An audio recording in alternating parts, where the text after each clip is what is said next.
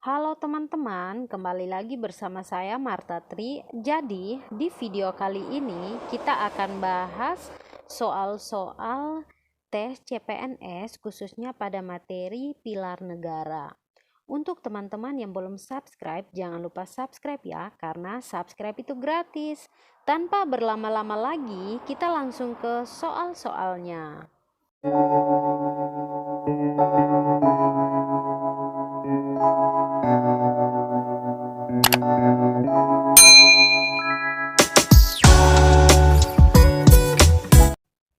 Soal pertama, politik dinasti Ratu Atut yang terjadi di pemerintah Provinsi Banten merupakan salah satu contoh kondisi yang sangat bertentangan dengan nilai Pancasila dan harus dihilangkan. Hal ini dimaksudkan untuk memberikan kesempatan kepada seluruh warga negara Indonesia lainnya yang juga memiliki hak politik atau hak untuk memilih dan dipilih untuk ikut berpartisipasi secara aktif dalam arena politik praktis di Indonesia.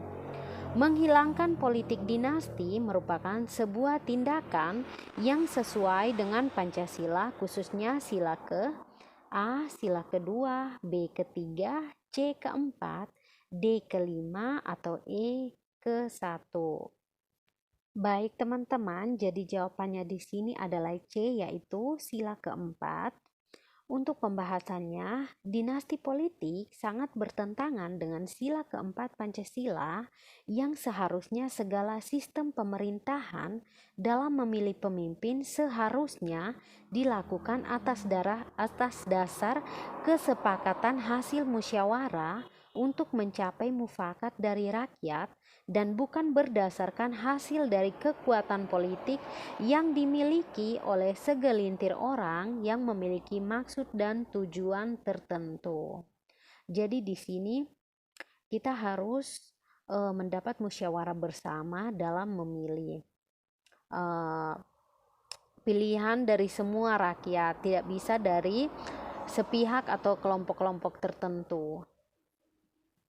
Soal selanjutnya, otonomi daerah dapat diartikan sebagai hak, wewenang, dan kewajiban yang diberikan kepada daerah otonom untuk mengatur dan mengurus sendiri urusan pemerintahan dan kepentingan masyarakat setempat menurut aspirasi masyarakat untuk meningkatkan daya guna dan hasil guna penyelenggaraan pemerintahan dalam rangka pelayanan terhadap masyarakat dan pelaksanaan pembangunan sesuai dengan peraturan perundang-undangan.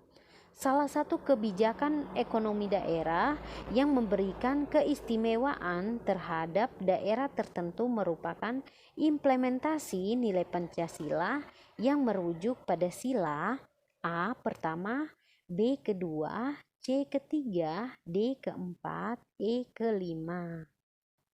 Baik teman-teman, jadi jawabannya di sini adalah E, yaitu pemerataan pembangunan yang diharapkan dari dilakukannya otonomi daerah sendiri berdasarkan tujuan terciptanya keadilan tidak hanya bagi pusat namun juga daerah-daerah yang ada di seluruh negeri. Soal berikutnya, Dion adalah bagian dari generasi milenial yang gemar menggunakan internet untuk mengisi waktu. Suatu hari, Dion melihat sebuah berita yang menarik perhatiannya di Facebook dan langsung membagikannya di lini masa Facebook miliknya. Setelah beberapa waktu, salah satu sahabat Dion mengirim pesan dan menyampaikan bahwa berita yang dibagikan oleh Dion adalah hoaks dan dapat menulut atau membuat perpecahan dan dia terancam undang-undang ITE. Tindakan yang dilakukan Dion bertentangan dengan Pancasila, khususnya sila ke A pertama, B kedua, C ketiga, D keempat, E kelima. Baik teman-teman, jadi jawabannya di sini adalah C, yaitu sila ketiga. Jadi, hal yang dapat mengancam perpecahan dari rasa kesatuan dan persatuan Indonesia bertentangan dengan sila ketiga Pancasila, yaitu Persatuan Indonesia. Soal selanjutnya, pada masa pemerintahan Joko Widodo terjadi beberapa gejolak perpolitikan. Salah satunya adalah banyaknya pertentangan pengangkatan PLT Basuki Cahayapurnama sebagai Gubernur DKI Jakarta karena dianggap mempunyai keturunan Cina dan tidak nasionalis. Kejadian ini bertentangan dengan sila ke A4, B5, C3, D2, E1. Baik teman-teman, jadi jawabannya di sini adalah B, yaitu sila kelima. Jadi seluruh warga negara Indonesia pada hakikatnya memiliki persamaan kedudukan, yakni memiliki hak dan kewajiban yang sama.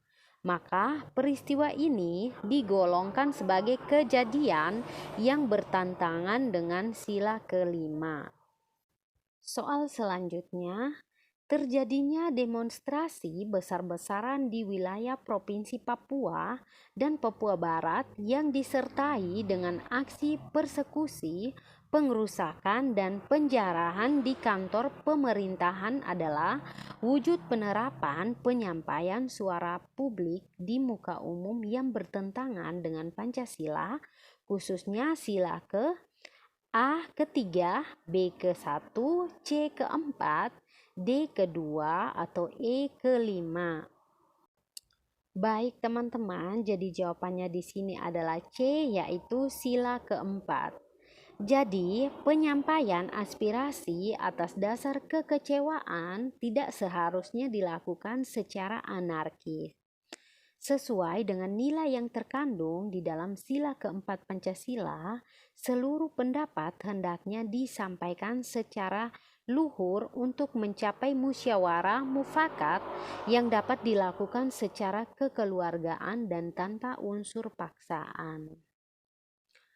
Baik teman-teman, sekian video dari saya. Semoga video ini bermanfaat untuk teman-teman. Jangan lupa like, subscribe, dan juga share ke semua sosial media teman-teman. Sampai jumpa di video saya selanjutnya. Bye-bye.